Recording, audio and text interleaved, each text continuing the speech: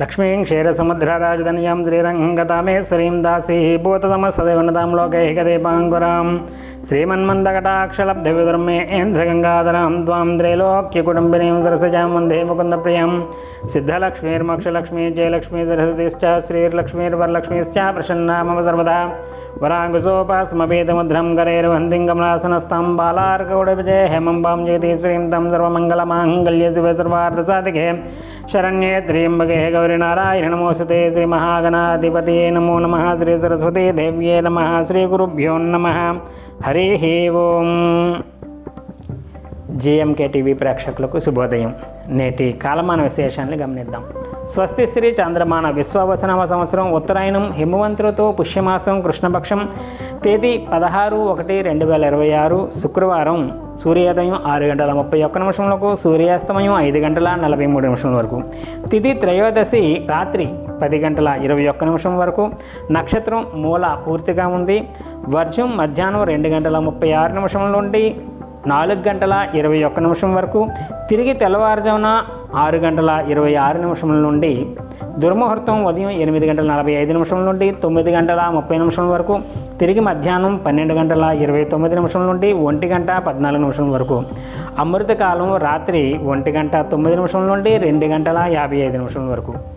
నేటి విశేషం దుర్గణితం ప్రకారం ఇవాళ రోజు మొక్కనుమ.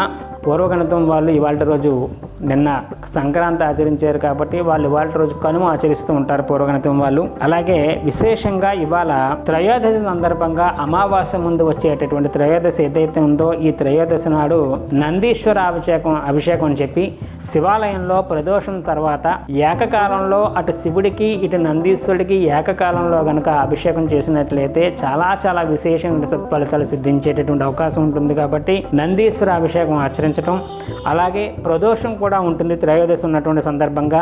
కాబట్టి ప్రదోషం ఉన్నటువంటి సందర్భంగా శివాలయంలో మళ్ళీ 1/2 కేజీ నల్ల నువ్వులతో పూజ చేసి బెల్లం నివేదన చేసి ఈ యొక్క బెల్లం నువ్వులు కలిపి ఆవుకు పెట్టినట్లయితే శనిగ్రహ సంబంధించినటువంటి దోషం ఉన్నటువంటి వాళ్ళకి చాలా చాలా విశేషంగా సత్ఫలితాలు సిద్ధించేటువంటి అవకాశం ఉంటుంది. కాబట్టి ప్రదోష వ్రతాన్ని ఆచరించడం చాలా చాలా ఉత్తమం. ఇవాటి రోజు సాధ్యమైనంత వరకు సూర్యాస్తమైన తర్వాత 1:12 పాటు ఈ ప్రదోషం ఉంటుంది. కాబట్టి ఆ సమయంలో ఏకకాలంలో శివుడికి నందీశ్వరుడికి ఏకకాలంలో పంచామృతాలు మొదలైనటువంటి 11 రకాల ద్రవ్యాలతో అభిషేకం చేయించుకోవటం, రుద్రాభిషేకం.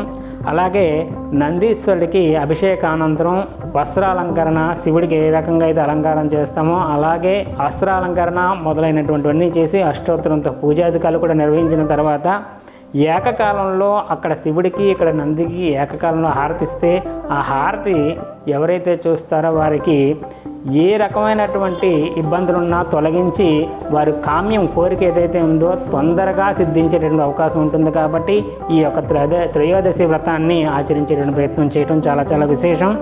అలాగే శుక్రవారం సందర్భంగా శుక్రగ్రహ సంబంధించిన దోషం ఉన్నటువంటి వాళ్ళు శుక్రుడికి నవగ్రహ దేవాలయంలో అష్టోత్తరంతో పూజ చేసుకోవడం వల్ల కూడా ఉత్తమమైన ఫలితాలు సిద్ధించుకునేటటువంటి అవకాశం ఉంటుంది. భార్యాభర్తలు అన్యోన్య దాంపత్యం కోసం ఇవాటి రోజు బొబ్బర్లు బ్రాహ్మణోత్తమ దానంగా ఇవ్వడం కూడా ఉత్తమమైన ఫలితాలు సిద్ధించేటువంటి అవకాశం ఉంటుంది.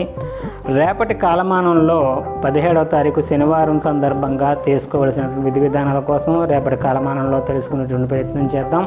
హరి ఓం దత్సద బ్రహ్మ అర్పణమస్తు. సర్వం శ్రీ ఉమామహేశ్వరార్పణమస్తు. స్వస్తి. జ్యోతిష సలహాలకై సంప్రదించండి కోమలాపల్లి చౌడేశ్వరి నందన్ శర్మ, ప్రముఖ జ్యోతిష సిద్ధాంతి, ఆధ్యాత్మికవేత్త.